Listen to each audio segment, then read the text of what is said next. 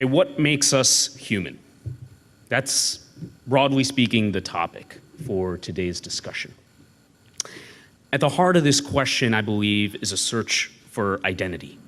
And that's a pursuit that I think resonates with most, if not all of us. So who am I? Well, I'm a Christian, a scientist with a Hindu background, Indian ancestry, Canadian birth, and American citizenship. And I'm going to unpack all of that for you in 10 minutes. No, I'm just kidding.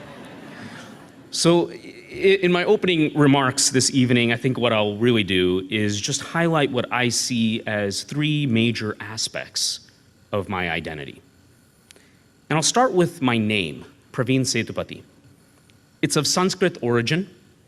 My family also calls me Raghu, after a great emperor in Hindu mythology, whose line gave rise to Rama, an incarnation of the Hindu god Vishnu.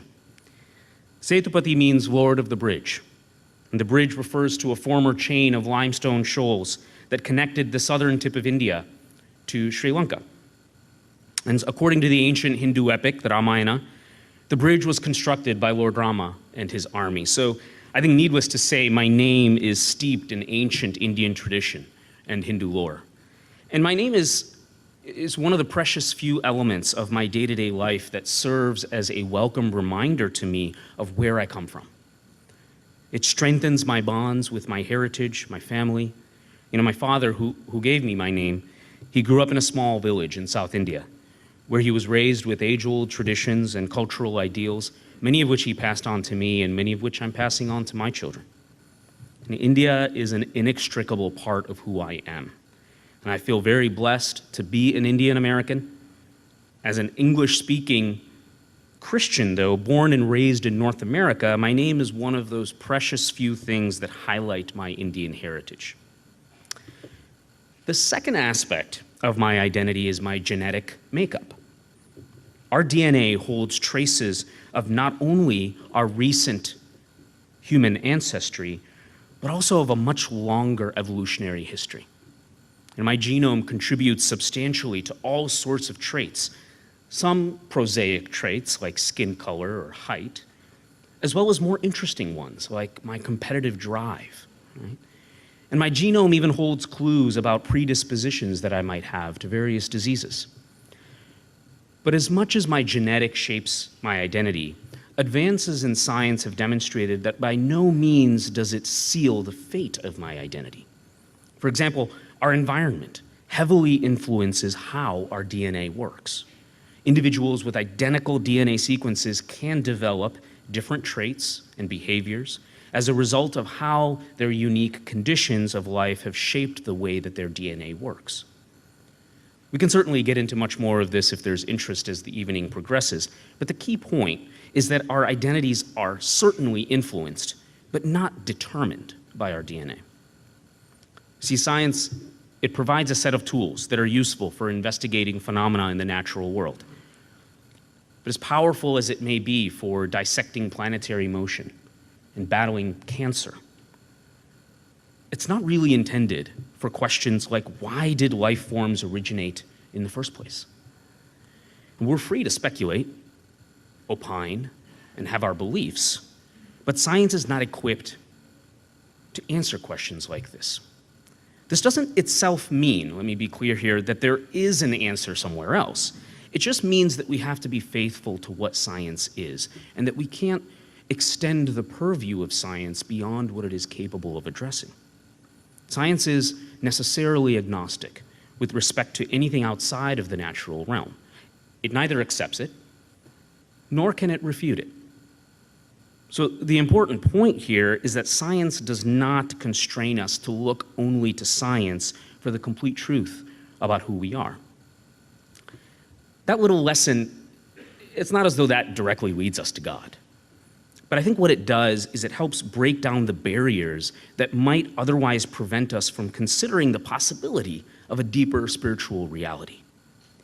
You know, in our day, what is true or what is real is often understood as that which can be proven, usually by logic or reason or scientific method. I think it's really interesting to contrast this with ancient wisdom. In ancient Egypt, the word for truth is mat, which means that which binds all things together and maintains equilibrium in the universe. In Sanskrit, the word for truth is satyam, which means that which supports or sustains our very existence. In Hebrew, I have to be really careful here, okay? The word for truth is emet, a word that is composed of the first, middle, and last letter of the Hebrew alphabet and means that which explains everything. And we've gone from thinking about truth as that which binds all things together in harmony to that which we can prove by the scientific method. In the period we live in of scientific enlightenment and technological advancement, it's introduced knowledge of the natural world at a pace that is staggering and unprecedented in human history.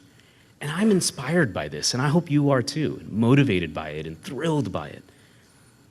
But have we forgotten that no matter how much reason and science achieve, that it is still limited by the finite capacity of the human mind? Does that not give us even some pause anymore to consider whether there may be realities that science alone cannot illuminate? Blaise Pascal, a 17th century mathematician, argued that there are many ways of knowing. And he is a logician, mind you. And he said there are many ways of knowing that reason knows nothing about. As our science has greatly expanded, I fear that sometimes our view of truth and reality has contracted. And that brings me to the third aspect of my identity, which is wrapped up in the person of Christ. In my own spiritual journey during my undergraduate years, I studied many different faith traditions, including Christianity.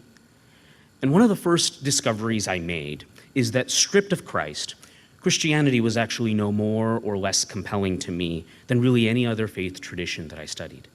It was the person of Jesus that made all the difference to me. He's the supposed hero of the story, but he's naked and broken on a cross. It seemed the antithesis of a hero at first, but what I would learn is that in the cross, Jesus was turning upside down my notions of power. It turns out he wasn't on the cross because he was powerless to stop it. He was on the cross because that's precisely how he chose to exercise his power, to give up his life for the sake of others.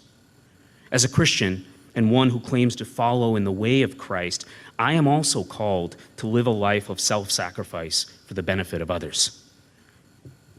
I don't always live up to that calling, but it really does shape the way that I think about who I am. So that's a brief look at culture, genetics, faith, and their respective contributions to my identity.